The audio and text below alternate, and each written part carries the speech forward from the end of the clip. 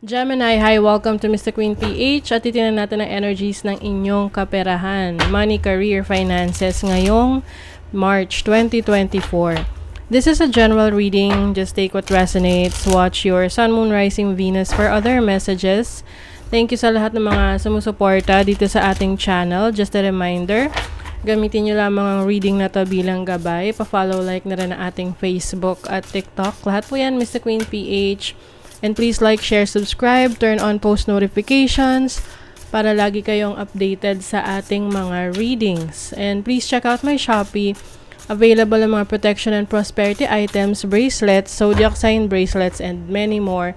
Link on the description. At kung kayo ay interesado sa private reading, lahat po ng information nasa description kung paano kayo magbubook. Okay, let's see. Money, career, finances for Gemini ngayong March 2024. Okay. Medyo adventurous kayo pagdating sa career nyo ngayong March. So this is your overall energy. The Queen of Wands. Yes, adventurous. Maaring meron kayong mga explore na other opportunities to earn money. Yung iba magta-try magtrabaho abroad, lumipat ng trabaho, or maging entrepreneur, no? You have your own business, self-employed. Yung iba sa inyo very creative. So you're going to use your creativity in creating money, no? And then your challenge is the 7 of Cups. Maaring ngayong March, maraming options available para sa inyo. Oo, yung tipong nasa sa inyo talaga kung kayo pwede kayong mag-work sa company, pwede kayong mag-business, magkaroon ng parang self-employed na hindi naman kailangan sobrang laking business, but it's about being your own boss, no? Maraming options. Kaya lang syempre pag marami tayong options, may tendency tayo na matagalan mag-decide, no? So, yung iba, maaring dyan kayo, yan yung magiging challenge ninyo. Alin yung mapipili nyo na best for you? So, lagi nyo tatandaan kung ano man yung tinitibok ng puso nyo.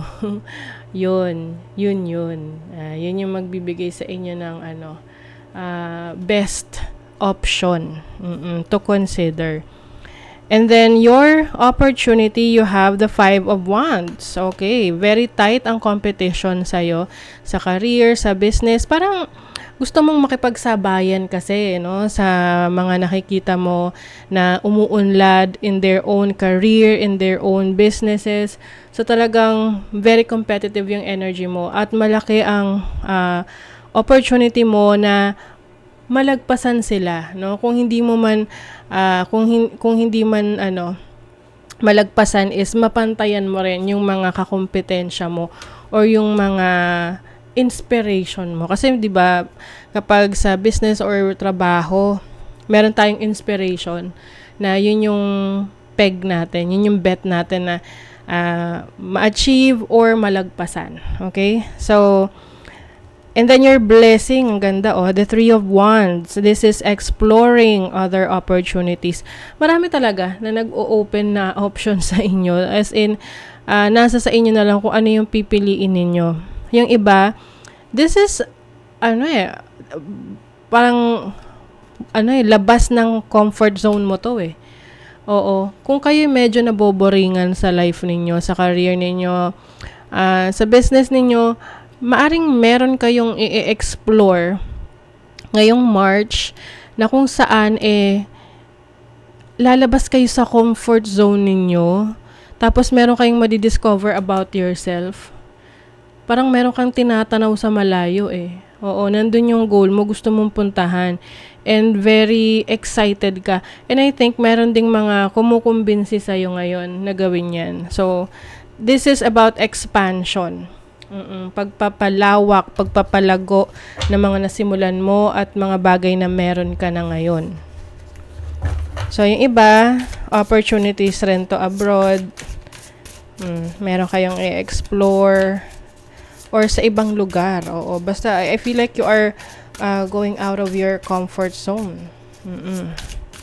What is the Queen of Wands? You have the Ten of Swords. Oo, yung iba kasi sa inyo, feeling restricted kayo, yung tipong may nakadagan, merong pumipigil sa inyo na spread yung wings ninyo, no? Pwedeng limitation 'yan ng tao sa buhay nyo. Ayaw niya na ikaw ay mag-explore, or sa trabaho mo, hindi ka binibigyan ng pagkakataon na ma-assign sa ibang pwesto, no? Alam mo 'yun, parang ngayon you are yearning for new experiences.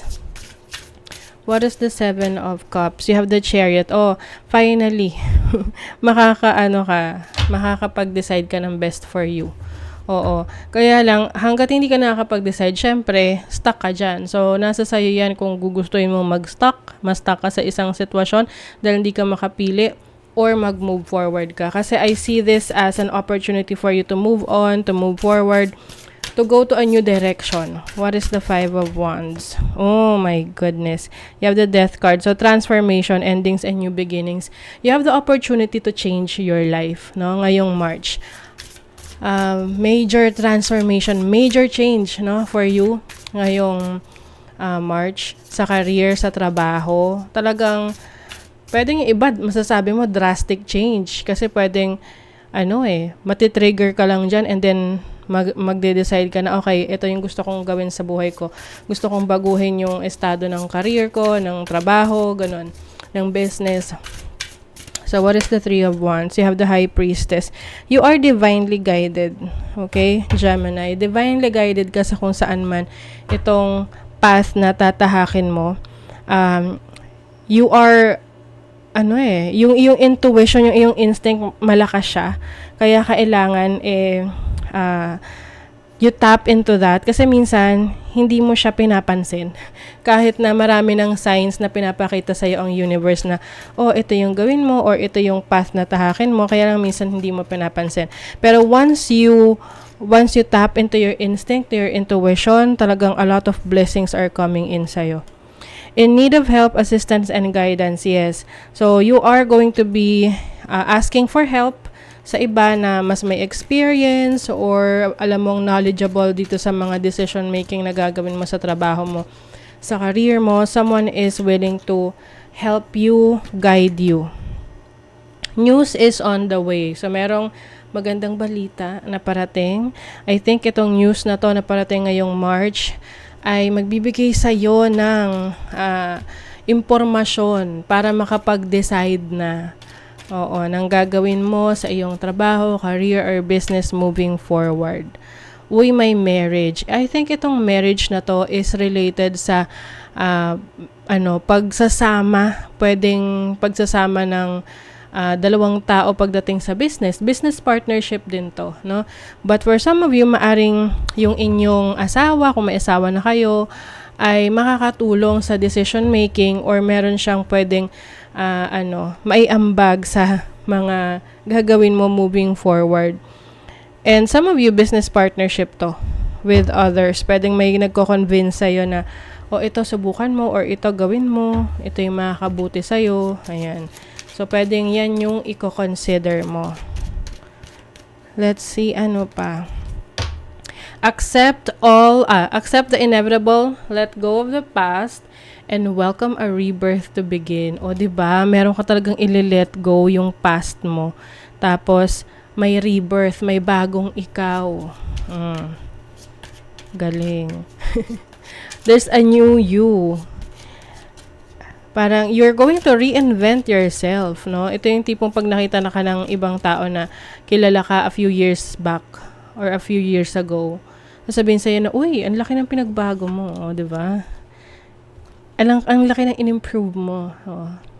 Pwedeng in-improve ng iyong estado sa buhay, ng trabaho mo, ng career mo. So, smile daw. You will soon experience a wonderful journey. O, diba?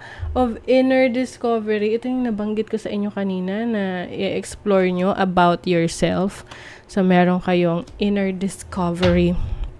Marirealize nyo yung inyong gifts, yung mga talents ninyo, yung skill set ninyo na pwedeng sa ngayon hindi nyo pa yun nakikita pero pagdating ng March, mas ma-i-inspire kayo na may baguhin, maging bukas sa transformation at mga bagong experiences ngayong March sa inyong career, finances, and business. So that is your reading, Gemini. Thank you so much. Bye!